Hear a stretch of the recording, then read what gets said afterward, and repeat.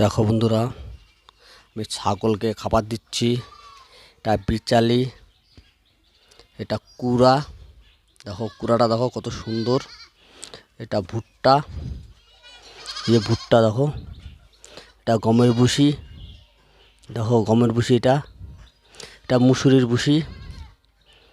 এটা mineral mixture. এটা দিয়ে টোটাল মাখা হবে।